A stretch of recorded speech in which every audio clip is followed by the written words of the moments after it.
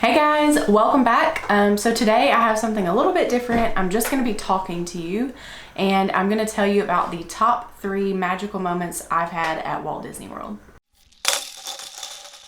So if you're sitting here wondering what the heck is a magical moment, it just means something nice happened to you on your trip, or somebody gave you something for free, or you got an upgrade, just little things like that. People in the Disney community call it a magic moment or magical moment. And it's not always cast members that do this. Sometimes it's guests. So yeah, that's basically what I'm talking about. And there's like lots of little things that happen throughout a vacation, and not always. You really can't go down there and expect to get all these little magical moments. But you know, you may be coming for your first day of your trip and somebody hands you a free Mickey balloon because they're leaving and they don't need it anymore. Just like little things like that, that just really make things special. So anyway, my number 3 of my top 3 is from an anniversary trip that my husband and I took. I'm almost positive it was our first anniversary, which would have been 2013. We had booked the California Grill because I'd always read that it was like one of the best restaurants and I wanted our anniversary to be special. And we wanted to watch the fireworks from up there. So we ate in the room that's off the back, and the name of it is escaping me, so I'll just type it out underneath at the bottom of the video. So, because I know it has a special name. Our server was amazing. I can't for the life of me remember her name, but I definitely submitted a cast compliment after our meal. We talked about Mary Blair because there was a lot of Mary Blair stuff in that room and just like in the contemporary in general. So, and we could see Spaceship Earth out the window, which was awesome. I think we went and watched the fireworks in the middle of the meal, if I remember right, and then came back and had dessert. So the magical moment came into play when we were getting ready to pay. She came over and she said there was a couple in here earlier that had dining credits left on their meal plan and they're leaving, and they wanted to gift their credits to another couple celebrating. So we got our meal paid for. I think there was maybe like, I don't know if Rhett got a drink or something that we paid for, but we didn't have to pay for the however many hundreds of dollars of food that we ate. I know we got sushi and like entrees, and I don't know if we got desserts, but anyway, it was a hefty amount of money. Of course, we definitely tipped our server based on what the meal would have been. That's just a little piece of advice for you. If that ever happens to you, definitely make sure you tip on the value of the meal and not what you're actually paying if you're paying a discounted rate. But anyway, that was just amazing. And by the time they told us this, that couple was gone, so I couldn't even thank them. And I have no idea who they were because they were behind me, so I never even saw them.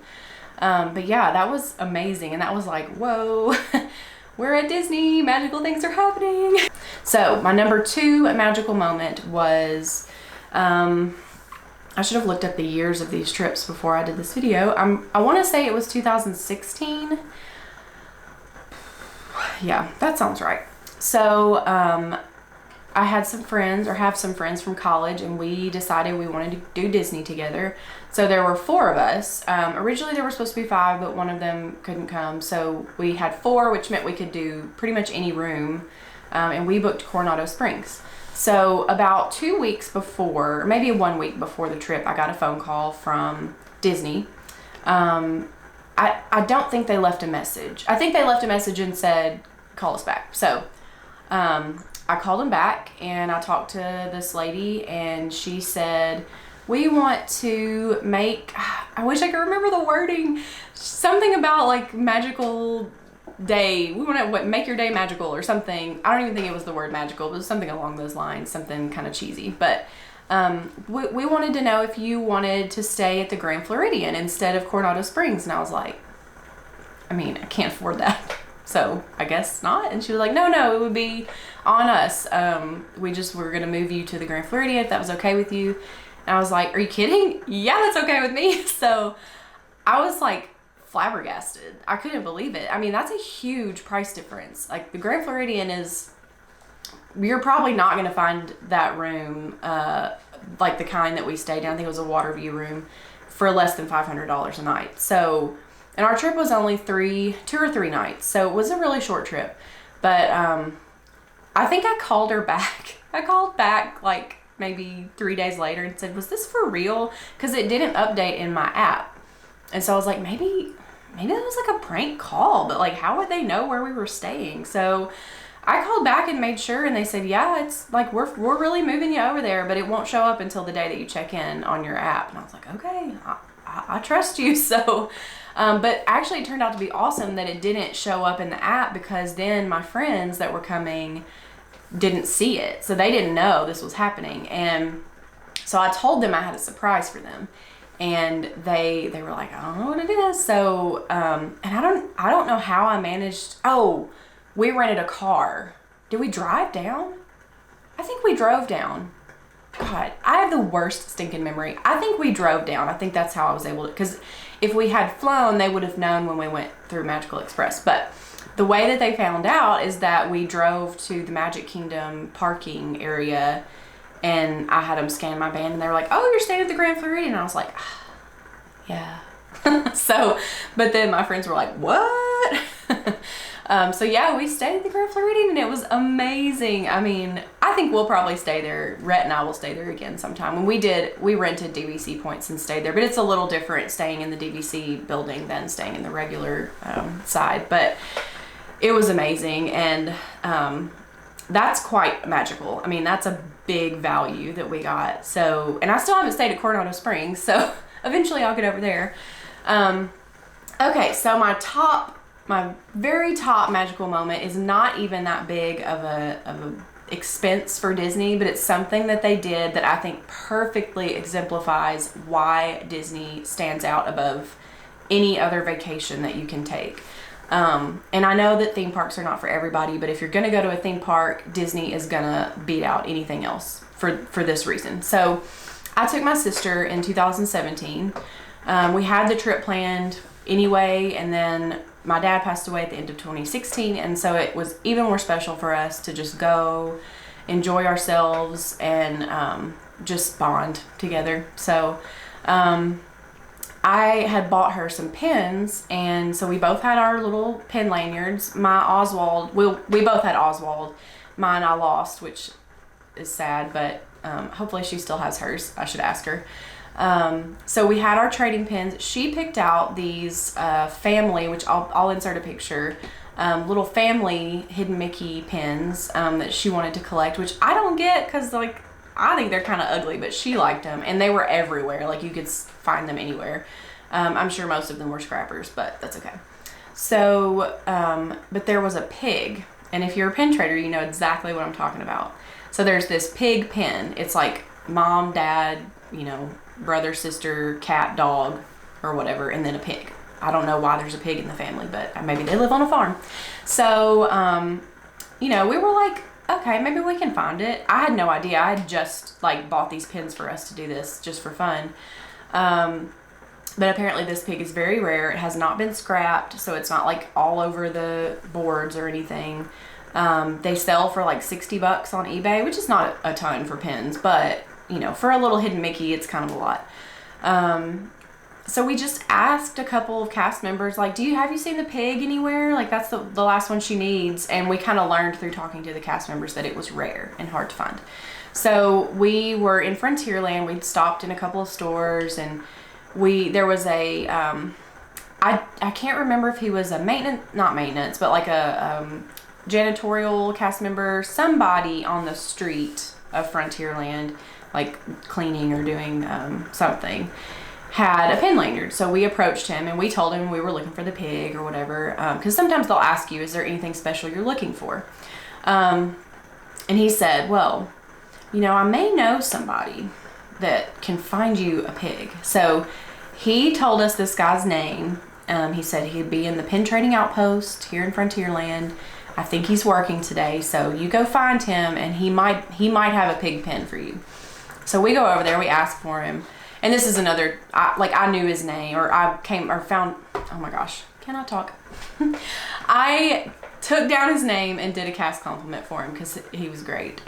So we found him and we talked to him for a little bit, and he said, I may be able to find, because at first he was kind of like, I hadn't seen them, you know, they're hard to find. But then I guess he wanted to like see if we were legitimately looking for it or if we were trying to get one to sell on eBay or something. But I guess he could tell that my sister really wanted to collect all of them. So he went in the back room and he came out and he said, now don't tell anybody, which I'm telling you now, but it's been years. So he said, don't tell anybody, but we had this in the back, and you know, you can have it. And we were like, oh my gosh.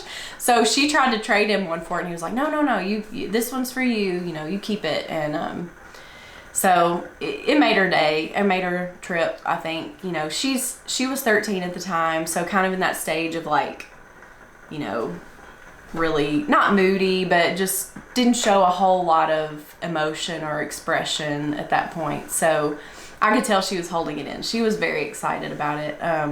And we just kept on pin trading, and I guess just over time it's hit me more and more how special that was, because those pins really are rare. Like, I have not ever seen another one except for like people trading them on Facebook. So that to me was my top magical moment, because it was something that he didn't have to do. He could have just said, sorry kid, I haven't seen them, and saved that for one of his cast member friends or something, you know? So I don't know, just that interaction, like even with the guy who sent us to this cast member, like he knew, you know, this would be special for us. So that's my number one magical moment. So we had one that was a guest giving us their dining credits. We had one Disney upgrading us, and then we had a cast member doing something very small that had a very big impact. So lots of different ways you can have magical moments at Disney, and I could honestly go on and on about these types of things. Rhett and I have had a few other room upgrades on our trips, so honorable mention to those. Room upgrades are pretty awesome. They don't happen that often, but when they do, it can really make your trip, because you feel like you're like getting more for your money, you know? So anyway, I hope you guys enjoyed this little different video, and I'll be back next week with some more pin content. I haven't bought any pins in a while because Shop Disney's terrible.